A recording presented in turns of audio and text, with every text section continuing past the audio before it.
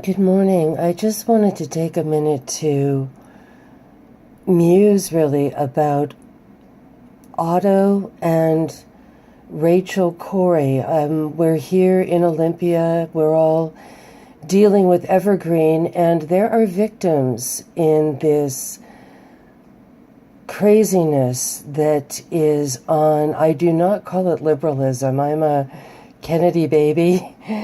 I met Robert Kennedy as a child. My father had worked with Martin Luther King. So I kind of know my history on this. I was an eyewitness, and I don't care if I date myself. I'm still alive. So back to Otto, who was, it's haunting. It's absolutely haunting when one sees what happened to this child, really. And young man, going off into the world, exploring. And he is a victim. And Rachel Corrie, the same. Rachel Corrie, I knew personally. And, I can get into the story of how I met Rachel. I was living in a household, and one of my housemates there, Tom, was working at Behavioral Health Resources, or BHR for short. And he worked there on the weekends, these 12-hour days on Saturdays and Sundays, or nights actually. He had just gotten the job and was sort of like at the bottom of the scheduled totem pole. And Rachel had just started too, so they both had this wacky, wild 12-hour twice, shift back to back. And I think that he even said they sat across from each other and just stared at each other with bloodshot eyes. And it was just they were wonderful. They were wonderful with the clients. As soon as the news came out of what happened, we all quickly gathered at a theater downtown, and I remember her clients said that she would pick them up and say, today we're going on a field trip and we're going to Mexico, and they would just have so much fun. She exuded that. And then, then people started getting up on the stage, talking about, Palestine and politics, and suddenly, Rachel wasn't the focus anymore. And then I left, and I left with that horrible feeling. And, she is a victim of this ideology that many professors are profiting on. And many, I don't mean to even just say professors. Who is it? Let's just make it a big question above and beyond that. But there is profiteering to be made. Who has these? Who makes money from the travel agencies, shall we call it, that put these little trips together?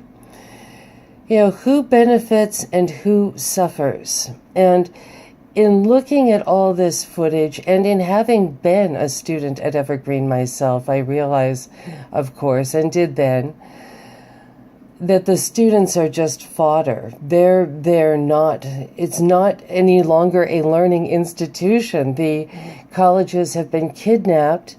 Evergreen was never kidnapped. Evergreen was born dirty, as we say. It was born MK Ultra. And it helped to seed an effect. It was a little Pandora's box. And I don't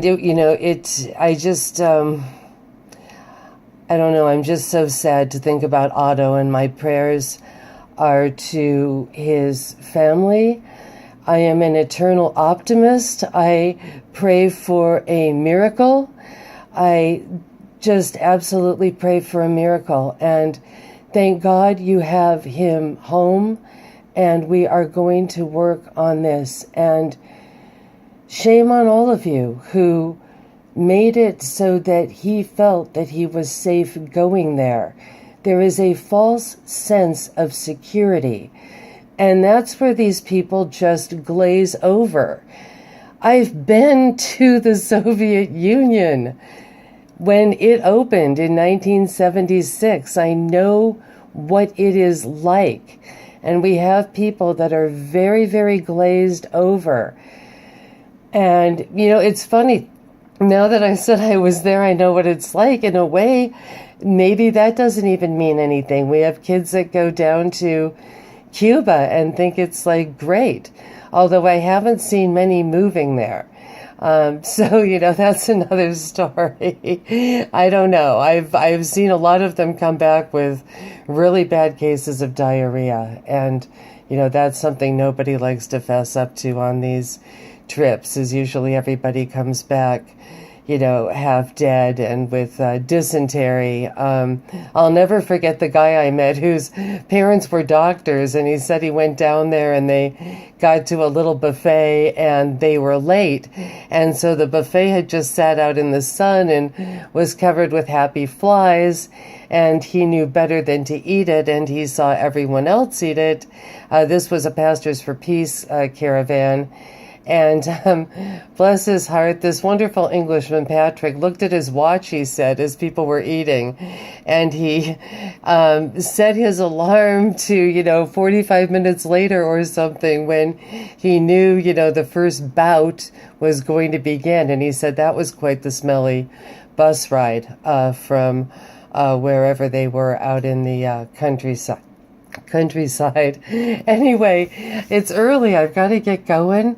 Hello to everyone. Thank you so much for listening. And if you have any questions about this, whole evergreen fiasco or anything else, please leave it in the comment section below and I'll address it. Thank you. Have a great Sunday. Happy Father's Day. Bye.